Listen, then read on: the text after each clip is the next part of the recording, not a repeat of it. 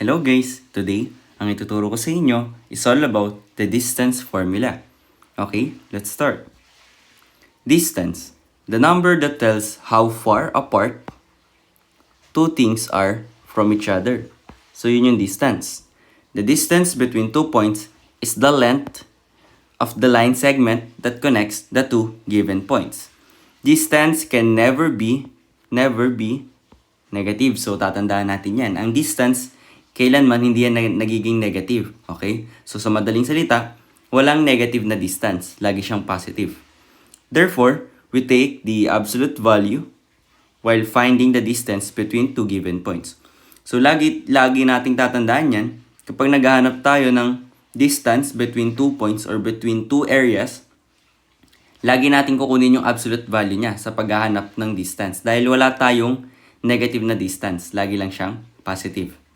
So we have here horizontal distance and vertical distance. So first, let's define horizontal distance. This is the absolute value of the difference in the given x coordinates of the points x sub 1, y sub 1, and x sub 2, y sub 2. Or, given by this formula, the absolute value of x sub 2 minus x sub 1. So, lagi, kapag maghahanap tayo ng horizontal distance between 2 points, lagi lang natin iti-take into account yung kanilang x-coordinate. Okay? Lagi lang x sub 2 minus x sub 1, and then yung absolute value nun para magiging positive yung ating makukuhang distance. Okay? Dahil wala ngang negative distance. And then, for the vertical distance, this is the absolute value of the difference in the given y-coordinates of the points x sub 1, y sub 1, and x sub 2, y sub 2, or etong formula na ito, the absolute value of y sub 2 minus y sub 1. Okay? So, pag horizontal distance, x-coordinate yung titignan. Pag naman vertical distance, yung y-coordinate naman yung titignan. Okay? So, let's give some examples para mas maintindihan nyo to. So, wala pa pala. Okay? So, de-define muna natin dito yung pinaka-main lesson natin for today, which is the distance formula. So, the distance formula. Given the 2 points on the line, x sub 1, y sub 1, and x sub 2, y sub 2, the formula in finding the distance between 2 points is d is equals to the square root of x sub 2 minus x sub 1 square plus y sub 2 minus y sub 1 square. So, kailan ba natin ginagamit yung distance formula? Kasi meron tayong dinefine kanina na horizontal distance and vertical distance. Na meron din yung corresponding formula to find yung distance between the 2 points. So, kailan natin ginagamit tong ganitong formula? So, gagamitin lang natin to kapag yung line segment na nabuo between the 2 points na hinahanap natin yung distance is diagonal. Okay? Dahil ginagamit lang naman natin yung horizontal distance and vertical distance formula kapag either horizontal or vertical line segment lang yung nabuo. Okay? Dahil yun yung pinaka-easiest way. Pinaka-shortcut way na yun kapag horizontal and vertical line lang yung nabubuo sa kanilang dalawa. Okay? Pero kapag diagonal na, iba na yung formula natin. Ito na yung pinaka-general formula na gagamitin natin, which is ang tinatawag nga na distance formula. Okay? So, let's start or let's proceed sa ating mga examples para mas maintindihan nyo kung ano ba yung distance formula. So, ayan, horizontal distance between 2 points. So, example, the bumper cars has the coordinates 2, 3. So, ito yung bumper cars. And then, yung carousel naman daw is at A3. Ito naman yung carousel. So, given na yung ating coordinates. Okay? So, first, what kind of line segment is used to connect the points 2, 3, and A3? So, kung titignan nyo, ito yung bumper car, ito yung carousel. Kapag pinag-connect natin silang dalawa, anong line segment yung nabuo natin? So, it is horizontal line segment. So, lagay natin dito, horizontal.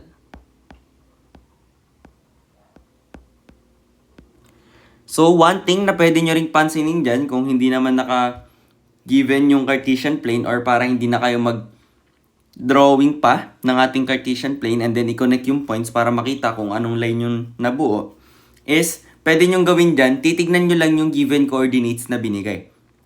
Okay? So, pansinin nyo, ang coordinate na binigay is 2, 3, and 8, 3. Yung y coordinate nila, parehas 3. Yung x coordinate lang yung magkaiba, which is 2 and 8. So, by that, malalaman nyo agad siya na horizontal. So, take into account nyo lang palagi, okay, na kapag ang given coordinate mo na pinagkukumpara, okay, so meron kang given coordinates, dalawang coordinates, 2 points, kapag yung y coordinate nun is equal to each other, automatic na yon na horizontal line segment yung mabubuo mo. Okay? So, same with naman kapag yung x-coordinate mo naman yung magkaparehas. Okay? Kapag isang x-coordinate lang yung binigay pero magkaiba yung y-coordinate, so hindi naman siya horizontal. Vertical line segment naman yung mabubuo dun. Okay? Tandaan nyo yun ha. Kapag given lang yung ating coordinates. Okay? Dun nyo lang pwede gamitin yung technique na yon. Okay? Para hindi na kayo mahirapan pa na magdodrawing kayo if ever wala tayong given na Cartesian plane. Okay? So now, for the second question, how far is the bumper cars from the carousel? So, ngayon, gagamitin ba natin dito yung distance formula na tinukoy natin kanina or hindi na? Hindi na kasi medyo mahaba yon. Meron tayong tinuro kanina na horizontal distance kung tawagin kasi horizontal segment naman yung nabuo natin. So, gagamitin natin yung concept ng horizontal distance para hindi na tayo mahirapan pang mag-solve nung ating distance formula. Okay? So, tandaan natin, meron tayong formula doon na the absolute value ng x sub 2 minus x sub 1. Okay? So, in this case, ang ating x sub 2 is yung ating 8. Okay? Either of the two naman, pwede nyong gamitin since naka-absolute value naman tayo. Pero in this case, yung 8 yung gagamitin natin. So, magkakaroon tayo dito ng the absolute value of 8 minus yung ating x sub 1 which is itong 2 minus 2. So, 8 minus 2 is 6. So, the absolute value of 6. Okay? So, ano ba yung absolute value ng 6? So, it's just 6 lang din. Okay? So, yung tinatanong dito, how far is the bumper cars from the carousel? Ang sagot is 6 units. So, wala naman tayong given units. So, units na lang. 6 units. Okay? So, tatandaan niyo yan. Kapag wala tayong given units pala, lagi nyo na lang ilalagay is just units. Okay? Hindi pwedeng 6 lang siya. Okay? Laging 6 units. Kung walang given na meter, centimeter, and etc. na ginagamit natin for measurements. Okay? Or sa mga distance natin, yung mga kilometers, yung mga ganun. So, now, find the horizontal distance between the given points. So, itong letter A natin na 2, 3, and 8, 3, yan na rin yung given natin dito sa ating example number 1. So, lagyan na lang natin dito ay 6 units. Dahil, tinuro ko naman na since horizontal naman siya, so all you need to do is find the absolute value of x sub 2 minus x sub 1. And then, ito namang B natin, ang ating coordinates ay negative 7, negative 5, tsaka 3, and negative 5. So, papansinin nyo uli, equal yung kanilang y-coordinate. And as I said earlier, pag equal yung y-coordinate, and then magkaiba yung x-coordinate, horizontal line segment na agad yung mabubuo dyan. So, it means, we can use the horizontal distance formula to find din yung ating distance dito, which is in-specify na rin naman na horizontal distance pala yung pinapahanap. So, by that, so mag-x sub 2 minus x sub 1 lang ulit tayo. So, the absolute value of x sub 2 minus x sub 1. So, dito, any of the negative 7 and 3 yung pwede nyong gamitin. Pero gamitin na lang natin dito yung 3. So, meron tayong 3 minus yung x sub 1 natin na negative 7. So, negative 7. So, yung absolute value niyan. So, 3. So, since meron tayong negative sa labas, meron ding negative sa loob, magiging plus na yan. And then, 3 plus 7 is 10. So, the absolute value of 10, which is just equal to 10. So, ang ating sagot dito is 10 units. Okay, so maliwanag ba yung ating horizontal distance? Okay, let's proceed. So, kung meron tayong horizontal distance, meron din tayong vertical distance between 2 points. Okay, so example naman natin dito is the carousel is at 8, 3. So, ito naman yung ating carousel. Ang coordinate niyan is 8, 3. While the popcorn stand has the coordinates 8, 7. So, ito naman yung ating popcorn stand. So, ngayon, for our first question, what kind of line segment is used to connect the points 8, 3 and 8, 7? So, pag pinag-connect natin itong popcorn stand and carousel, anong line segment yung nabuo? So, ang nabuong line segment is vertical line segment kasi patayo siya. So, vertical lagay natin dito. And sinabi ko na rin kanina, kung wala naman tayong given Cartesian plane, coordinate lang yung meron. Kapag equal naman this time, yung ating x-coordinate and then magkaiba naman yung y-coordinate, ang ating line segment na mabubuo doon is vertical. Okay? Kung kanina horizontal, ngayon vertical naman kasi yung x-coordinates naman yung magkaparehas. Kung kanina yung y-coordinate. Okay? So, for our second question, how far is the carousel from the popcorn stand? So, same din sa horizontal distance kanina. Hindi na natin kailangan gamitan dito yung distance formula. Meron tayong mas shortcut na pwedeng gamitin. Okay? Which is, kung vertical line segment yung nabuo, vertical distance naman na formula yung ating gagamitin.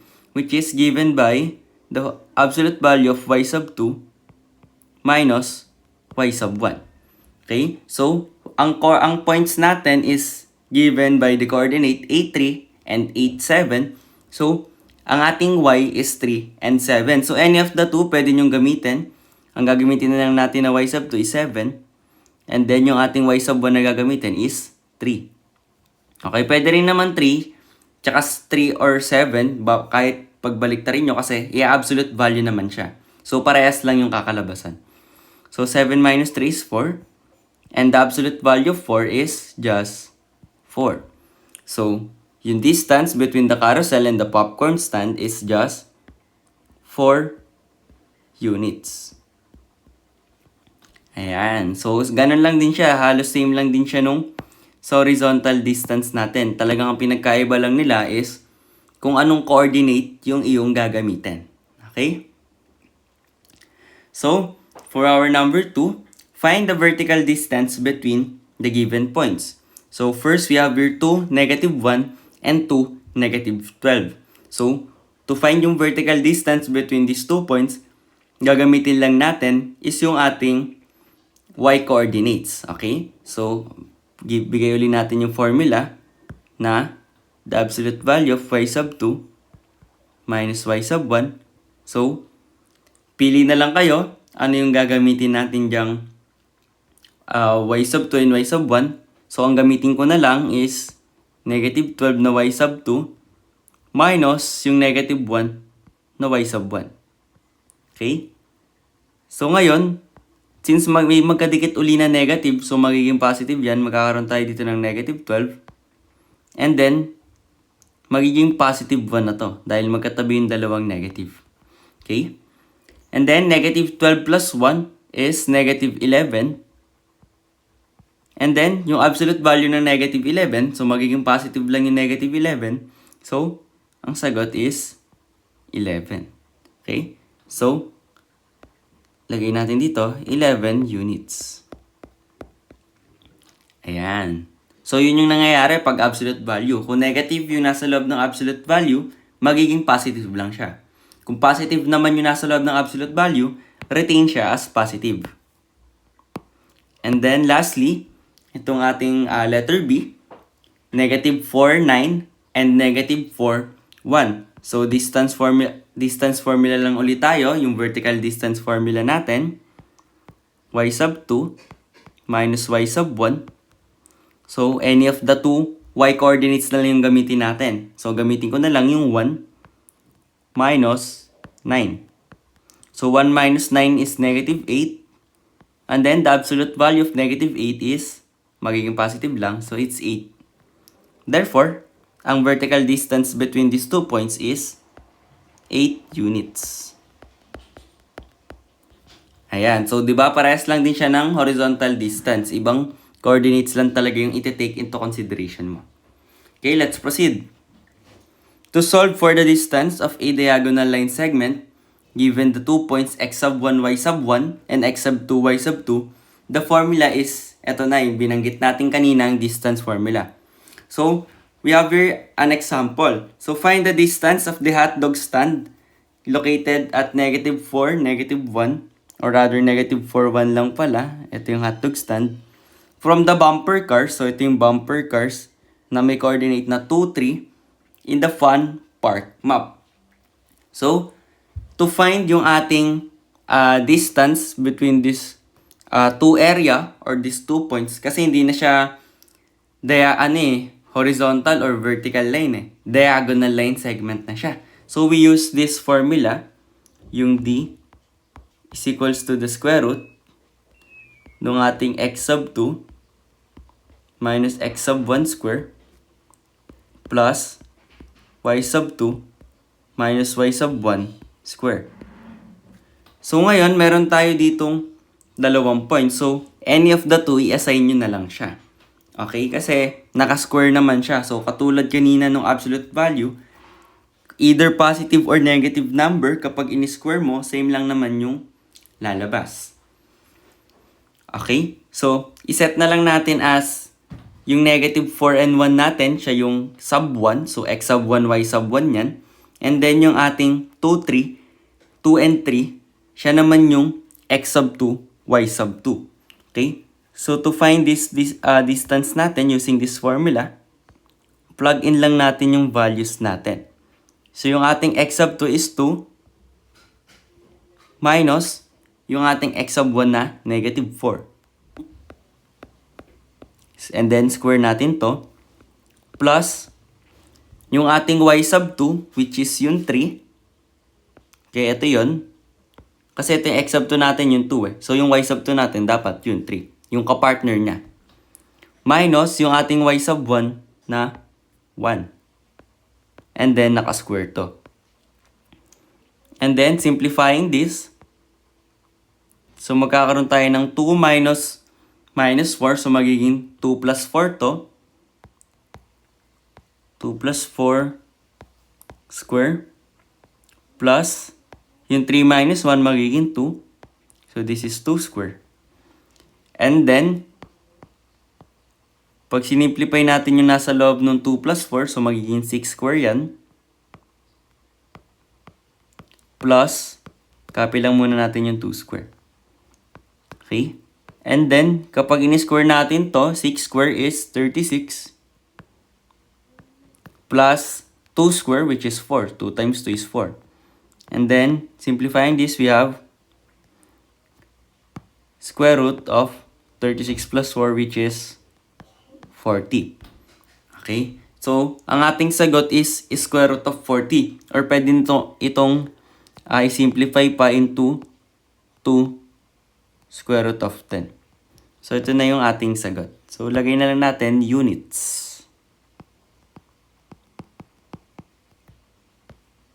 So, using yung ating distance formula, ito na yung ating distance between these 2 points natin or between these 2 areas na diagonal line segment yung bumubuo sa kanila. Okay? So, ganun lang yung paggamit natin ng distance formula. So, mag-a-assign lang kayo ano yung x sub 1, y sub 1, at saka x sub 2, y sub 2. And then, plug in yung values dun sa ating distance formula. And that's it. Yun na yung ating distance between 2 points. So, proceed tayo. So, find the distance between the given points. So, meron ulit tayo ditong 2 given points. So, first, assign lang uli natin siya. So, itong first given na lang, meron tayong 2, 10, and negative 3, negative 2 na points. So, itong 2, tsaka 10, siya na lang yung sub 1. So, 2 is x sub 1, and then yung 10 is y sub 1. So, yung negative 3 and negative 2, siya yung sub 2. So, this is x sub 2. And this is y sub 2. Ayan. And then, gagamitin lang natin yung ating distance formula to find yung distance between these two given points. So, magpa-plug in lang tayo ng value. So, yung ating distance formula is equal to the square root of x sub 2 minus x sub 1 square plus y sub 2 minus y sub 1 square. So, plug in lang tayo ng value. So, the square root of yung x sub 2 natin is negative 3 minus x sub 1 na 2 square plus yung y sub 2 natin na negative 2 minus yung ating y sub 1 na 10. And then square din neto. Now, simplify na natin yung nasa loob ng ating square root. So, negative 3 minus 2, that is negative 5. And then square natin to. Plus negative 2 minus 10, so that is negative 12. And then square din natin to. Okay? So, ngayon, simplifying yung ating nasa square root. So, negative 5. Kapag in-square mo yung negative 5, that is 25. Plus, kapag in-square root, or pag in-square naman pala natin, kanina pala yung 5, in-square natin siya, okay? Baka malito kayo. So, negative 5 square siya. So, 25. So, ngayon, yung negative 12 naman, kapag in-square natin, that is 144.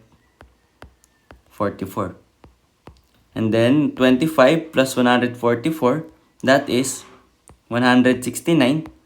And ang square root ng ating 169 is 13. Okay? So, ang ating distance between these 2 points is 13 units.